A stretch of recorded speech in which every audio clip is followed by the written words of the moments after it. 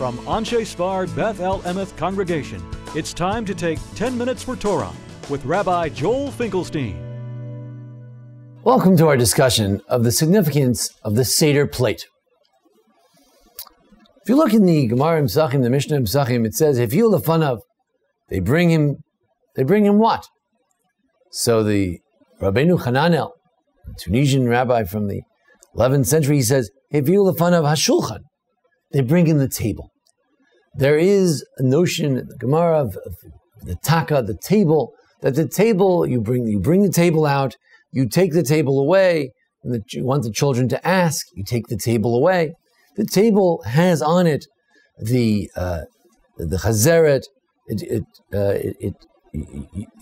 Rashi says they bring the yerakos, they bring the vegetables. The table has on it the charoses, the shnei tafshilin, the two cooked items. Today we use an egg and a roasted shank bone. These are the things that are on the table. So originally it was a table. Now, of course, today we don't have tables that are the size that we could carry them. So over the years, it morphed into more of a tray of some sort. The extent to which this tray itself was significant, I will like to show, evolved over the centuries. The Rokeach, a German rabbi from the early medieval period, he says that it was a kli. It's some sort of a vessel that you bring. A vessel. It doesn't have to be a platter, a tray. He didn't necessarily have the concept of a Seder plate. It was a Seder vessel, any kind of vessel. You put the various food items, the special food items of Pesach, the matzah, the maror, you put it in a kli, in a vessel. Generally, it was a shnei tafshilin, the egg and the shank bone, and the matzah. These were the main things that were on the Seder plate. In the Sefer HaOreh, a book from the time of Rashi, also a German book, there he mentions the word ka'ara, a platter. The notion of the ka'ara, of the Seder plate, he mentions that. It's also the matzah, the maror, and the shnei tafshilin. You have the matzah, you have the maror, and you have the two cooked items. Rabbi Isaac Turna, it's later on in a book of Minhagim, in around 500 years ago, he mentions other things on there. That there's also karpas, there's also charoses, there's also the vegetables, and also the charoses, the dip, is also on there. The Meiri in Provence mentions the idea of a sal, some sort of a basket, not a Seder plate, but a Seder basket. The Avudraham, later in Spain, says it's a sal o kara. It could be a basket or it could be a plate. There isn't necessarily one way or the other. The Shibboah Leket, an Italian rabbi of around the 1300s, he says that on the Seder plate you put everything on there. Not only the karpas, the vegetables, and the charoses, the dip, but also kloyos ve'egozim. It says everything goes on there. You even have to put the stuff that you give to the children. Talmud says, how do you make them stay up and interested? One idea is chodfin matzahs, to have the meal quickly. Another idea is chodfin matzahs, you have a stealing Yafi Koman type of game. You steal the matzah, you give the matzah to him, they play a matzah game, keeps the children awake. Another idea is to give the children klayos ve'egozim, give them nuts, give them groats, give them roasted oats of sorts, and these will be things which will keep them engaged, keep them happy. Today we'd give them candy. So he says, put the candy, put the nuts, put the groats, put that on the Seder plate. If it's something that's part of the evening, you put it on there as well. Of course, the Rambam is very key in establishing various practices, and the Rambam does have the charoses, does have the karpas, the vegetables, as the Mishnah originally seemed to say. But for the Rambam, the charoset is not only happens to be on the Seder plate, that's its main function, is being on the Seder plate. The whole purpose of the charoses is not to eat the charoses, not to dip in the charoses, although we do that. But the main mitzvah of the charoses is to be there, to look at it, and to say, this reminds us of the dam, this reminds us of the the mortar. This reminds us of the tachas tapuach that the Jewish women used to give birth under the trees.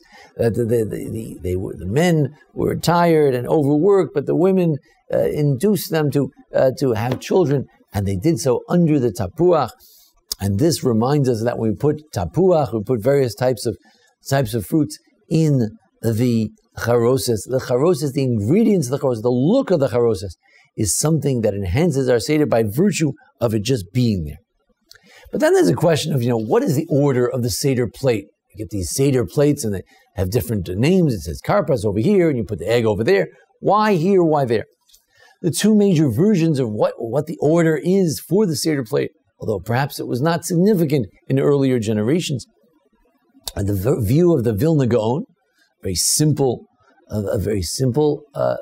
structure, or the view of the Arizal. The Rav Moshe Isserles sets up a system in which you don't pass over things. Because ein ma'avirin al mitzvos, one of the concepts which we learn from the verses regarding Pesach, is that you don't pass over a mitzvah. You have an opportunity to do a mitzvah, do it now. Don't let it turn into chametz. Don't let it leaven. Let it take time.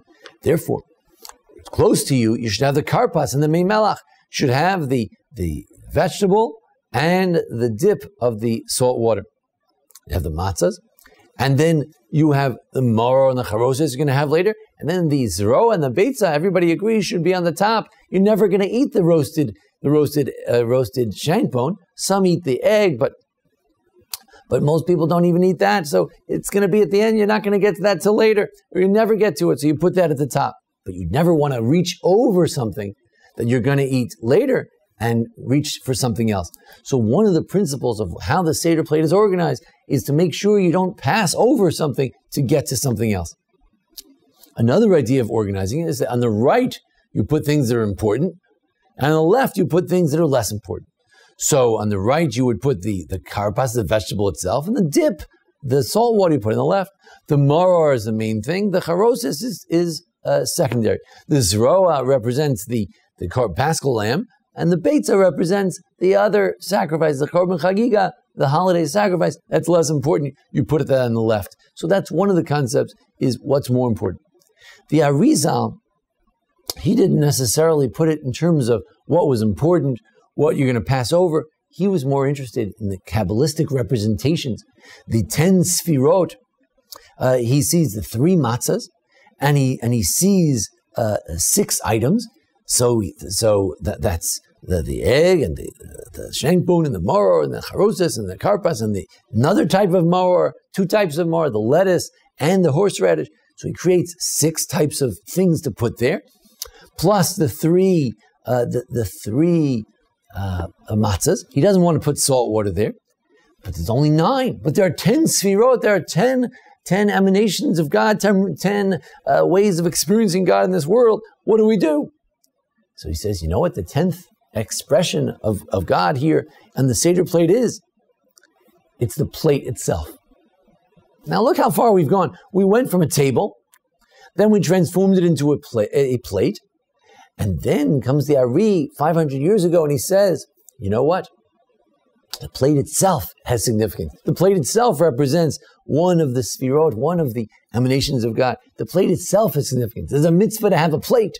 Everybody wants to have a Seder plate, and that's part of the mitzvah is to have some sort of a plate. One could say that this is this approach is kind of far-fetched. How can you say that the plate is a significant part? It was originally not even part of the Seder. Or you can say that no. If Jews bring a plate is significant. When Jews have a custom to bring a plate, and then they do it on Pesach, that becomes so significant, it represents no less than the matzah and the maror and everything else. It becomes part of the Seder, part of the special activities. One might add that the educational aspect, according to the Shibolei Leket, the candy that we give out to the children, the way we keep the children stimulated, that's also part of the mitzvah, according to Shibolei Leket. It's also part of the Seder. Part of the Seder, an integral part of the Seder, is the karpas, is the vegetable, is the dips, because just to keep the children involved, and that's part of the essence of what Seder is all about. There's many lessons from the Seder plate. One, we don't pass over the mitzvahs. 2, the significance of that which we do for the children. And 3, that which Jews do. If we do it, that's also a significant part of the Seder, even the plate itself.